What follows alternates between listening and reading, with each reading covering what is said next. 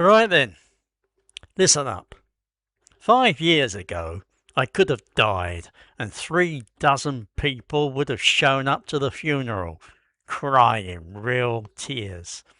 Today, if I kill over in this house, the only one who would notice is the gecko on the wall, and even he would probably just be annoyed that I had disturbed his afternoon nap by hitting the floor.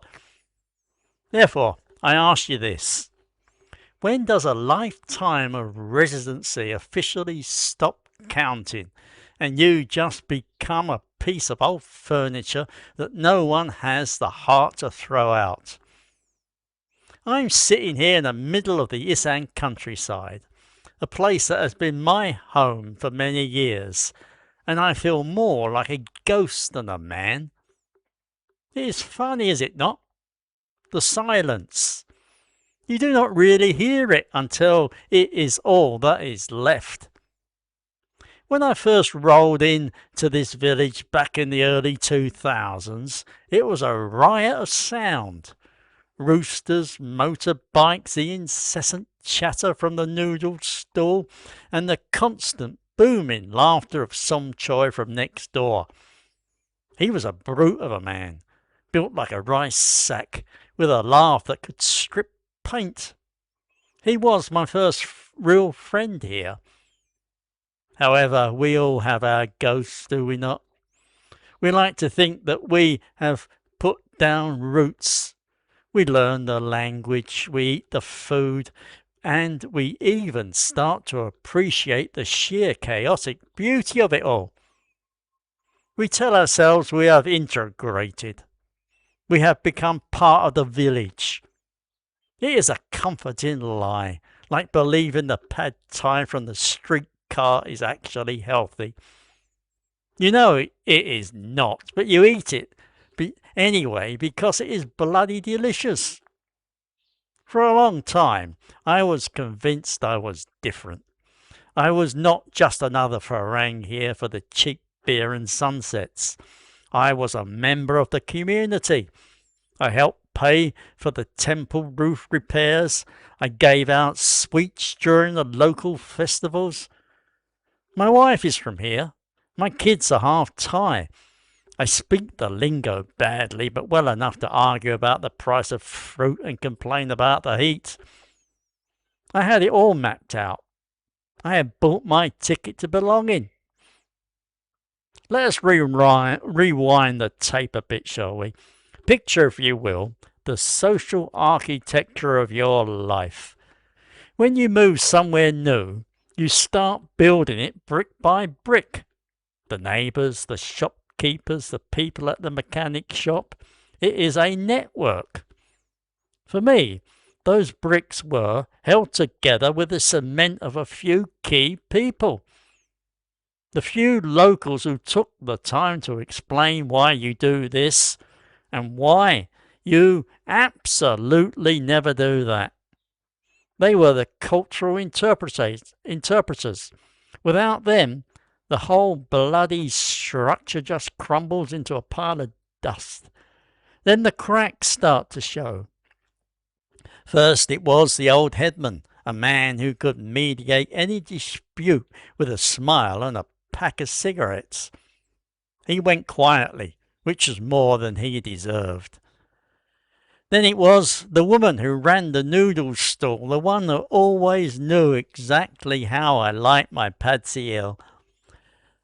I still try to eat a recipe, but the new girl makes it too salty. It is not the same. It is never the same. Now it is Som Chai. I saw him last week, looking a bit frowed, but still waving a beer bottle at me from his porch. Now his porch is empty. The laughter is gone.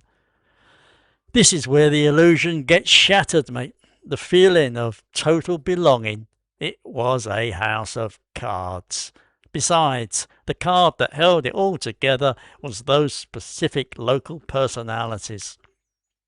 I was not part of the community. I was a part of their lives. The community at large just tolerated me. They were polite, they still are polite. However, you can tell the difference between a smile that means, I know you, and a smile that means, oh, it's that old foreign bloke who has been hanging around for decades.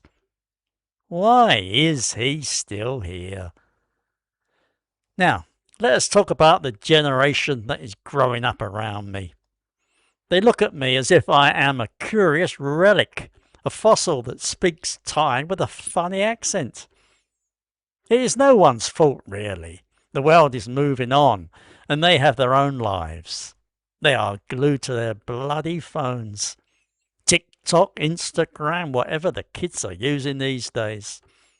Their Thailand is Bangkok. It is a sleek, modern, digital world. They do not care about the old Farang who used to dance at the village parties. We live in the same village, but we exist in completely different mental centuries. I am a dinosaur telling stories about the 90s and the good old days of cassettes. Well, they are rocketing toward the future in a digital rocket ship. I tried to bridge the gap, I really did. I tried to talk to a young bloke about the new irrigation system. He looked at me as if I had just offered him a cup of cold sick. He is more interested in a girl on his screen than a farming reality he has never known. There is a high cost to this longevity, you know. No one warns you about it. We all plan for the money, the health care and the visa runs. However, who the hell plans for the soul-crushing loneliness of being the last man standing? Last month, I had to go to the immigration office. Do you remember when you could just pop in, hand over your papers and have a chat? Now it is a logistical nightmare, a labyrinth of forms. What's more, I'm doing it on my own. I do not have that mate in the police force anymore who could smooth things over. I do not have a local advocate to translate the subtle nuances of a bureaucratic argument. It is just me, a bit of paper and a sweat patch getting bigger by the minute. The bridge to the local culture has been burned, not by fire, but by time. It is just charred. The weight of it is bloody immense. It is the weight of realizing that the past 30 years, while wonderful, chaotic and full of laughter, have been a long, elaborate illusion of permanent integration.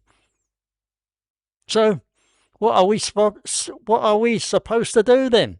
Crawl into a hole and wait for the gecko to find us? That is the question, is it not? Where is the answer in all this? I was feeling particularly sorry for myself the other day, wallowing in my own misery, when I saw something that snapped me right out of it. The village elders were having a meeting under the big banyan tree. They were deep in conversation. I assumed it was about temple repairs or the next village election. I was about to pass them by with a sad little wave when one of them called me over. "Ah, Pi," he said. "Look, we are trying to use my grandson's Spotify account. We loved the song Moon River. However, he changed the password. Can you help?" Here I was, feeling obsolete and irrelevant, and they needed me for one of the most vital tasks of the modern age, fixing their bloody Wi-Fi and cracking the password. It was ridiculous, surreal moment. It was a stark reminder that while we might think we are a ghost to some people, we are still the closest thing to a tech wizard they have. It was hilarious and oddly humbling. I am still a relic, mind you. However, I am a relic that is useful occasionally. Besides, that is where I have landed. I have stopped looking for the old belonging. It is gone. It is buried in the same soil as Somchai's laughter. The search for eternal validation for a permanent place in the heart of Isaan is a fool's errand. It is a recipe for bitterness. Home is not the village anymore. It is the four walls of my house, the peace of the garden, the morning ritual of making my coffee just right. My definition of belonging has shrunk, and honestly, it is a relief. I do not have to please the entire village anymore. I just need to please myself. I find my purpose in the quiet, in reading, in writing down the old stories before they are gone, in being that old, slightly grumpy foreigner who is weird, immovable object in the middle of their changing landscape. I am not just invisible, I am just a different colour. So, the reality of the long-term expat journey. It is not a fairy tale. You do not sail off into the sunset with a happy ending. You often just sail into the sunset and the sun goes down and it gets dark. Then you realise you are going to finish this particular race alone.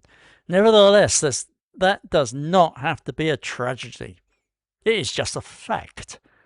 I suppose the ultimate truth is that I came here looking for a new life and I got one. It just was not the one I signed up for. The isolation is not a punishment. It is the final chapter. What is more, while I would love to tell you I have made peace with it, the grumpy old bloke in me says, well, what other bloody choice do I have? At the very least, I have learned one thing. I know now that the friend who will stick with you until the end is not the neighbour, the mechanic, or even the local headman. It is the gecko on the wall. I'm going to name him Somchai. I will buy him a tiny beer, and you know what? He will never leave me. Not until I stop paying the electric bill anyway. Because when the fan is off, the gecko's gone, and then, my friends, it is just me and the silence. Take care. Thanks for listening, and remember, the gecko is always listening. Probably judging too. At least he is consistent. Bye-bye.